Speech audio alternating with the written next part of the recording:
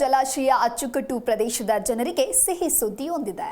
ಬೆಳೆದ ಬೆಳೆಗಳಿಗೆ ಮತ್ತು ಕುಡಿಯುವ ನೀರಿಗೆ ಚಿಂತೆ ಬೇಡ. ಯಾಕೆ ಅಂದ್ರೆ ಬೇಸಿಗೆಯಲ್ಲಿ ಕುಡಿಯುವ ನೀರು ಹಾಗೂ ಬೆಳೆದ ಬೆಳೆಗಳಿಗೆ ಯಾವುದೇ ಸಮಸ್ಯೆಯಾಗದಂತೆ ಇಲ್ಲಿನ ಜಿಲ್ಲೆಗಳಿಗೆ ನೀರು ಹರಿಸಲು ತೀರ್ಮಾನಿಸಲಾಗಿದೆ. ಭದ್ರಾ ಜಲಾಶಯದಿಂದ 2 ಟಿಎಂಸಿ ನೀರು ಬಿಡುಗಡೆಗೆ ಸರ್ಕಾರ ನಿರ್ಧರಿಸಿದೆ. ತುಂಗಭದ್ರಾ ಜಲಾಶಯ ಅಚ್ಚುಕಟ್ಟು ಜನರಿಗೆ ಸಿಹಿ ಸುದ್ದಿ. ಬೆಳೆದ ಬೆಳೆಗಳಿಗೆ ಮತ್ತು ಕುಡಿಯುವ ನೀರಿಗೆ ಚಿಂತೆ ಬೇಡ. ರಾಯಚೂರು, ಕೊಪ್ಪಳ, ಬಳ್ಳಾರಿ, ವಿಜಯನಗರಕ್ಕೆ ನೀರು.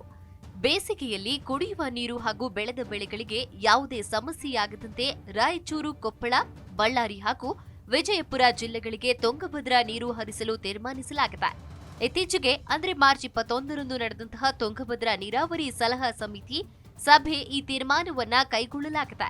ಇನ್ನು ಈ ಸಭೆ ಬಳಿಕ ಮಾತನಾಡಿದ ನೀರಾವರಿ ಸಲಹಾ ಸಮಿತಿ ಅಧ್ಯಕ್ಷ ಸಚಿವ ಶಿವರಾಜ್ ತಂಗಡಗಿ, ತುಂಗಭದ್ರಾ ಎಡದಂಡೆ ಮುಖ್ಯ ಕಾಲುವೆ ಮೂಲಕ ಏಪ್ರಿಲ್ 1ರಿಂದ ಏಪ್ರಿಲ್ 10ರವರೆಗೆ ಕುಡಿಯುವ ನೀರು ಒಳಗೊಂಡಂತೆ ಹಾಗೂ ಈಗಾಗಲೇ ರೈತರು ಬೆಳೆದ ಬೆಳೆಗಳ ಸಂರಕ್ಷಣೆಗಾಗಿ 3000 ಕ್ಯೂಸೆಕ್ಸ್ನಂತೆ ನೀರು ಹರಿಸಲಾಗುವುದು ಎಂದು ತಿಳಿಸಿದರು.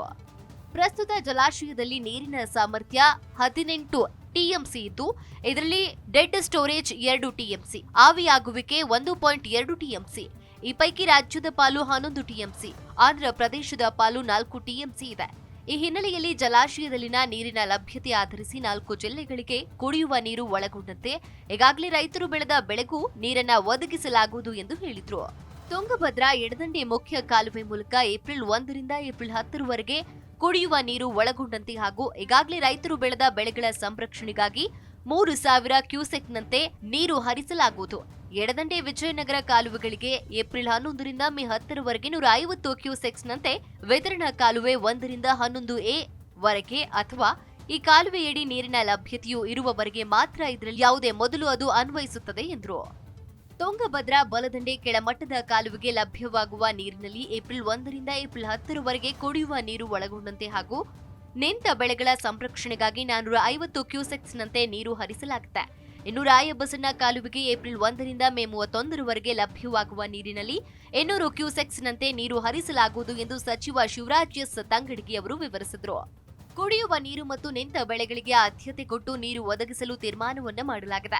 ಈ ಸಂದರ್ಭದಲ್ಲಿ ಯಾವುದೇ ತೊಂದರೆಯಾಗುವ ರೀತಿಯಲ್ಲಿ ನಿಷೇಧಾಜ್ಞೆ ಮೂಲಕ ನೀರು ಹರಿಸಲಾಗುವುದು ಎಂದು ತಿಳಿಸಿದರು. ಈ ಸಮಯದಲ್ಲಿ ಜಿಲ್ಲಾಧಿಕಾರಿಗಳು ಕಲಂ 144 ಅನ್ನ ಅಳವಡಿಸಿ ಸೂಕ್ತ ಪೊಲೀಸ್ ಬಂದೋಬಸ್ತನ್ನ ಪಡೆದು ಕುಡಿಯುವ ನೀರಿನ ಕೆರೆ ಕಟ್ಟೆಗಳನ್ನ ತುಂಬಿಸಿಕೊಳ್ಳಲು ಸಚಿವರು ಸೂಚನೆ ನೀಡಿದರು.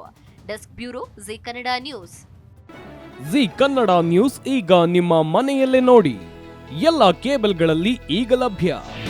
ನಿಮ್ಮ ನೆಚ್ಚಿನ ಜಿ ಕನ್ನಡ ನ್ಯೂಸ್ ಈಗ ಸನ್ ಡೈರೆಕ್ಟ್ ನಲ್ಲಿ number 292, Tata play number 1664, Jio TV number 1334, NXT digital number 30, in cable number 30, city networks 51, U digital number 162, GTPL number 17, Rockline telecommunications number 42, Shri Basaveshwara cable number 168, rural cable network 60, Vinayaka digital 57, Abhishek cable 821, city channel 53, Siddeshwara cable network 57, ವಿ4 digital infotech 628, Surya digital networks 53, Gajanan digital number 836, Malnad infotech private limited number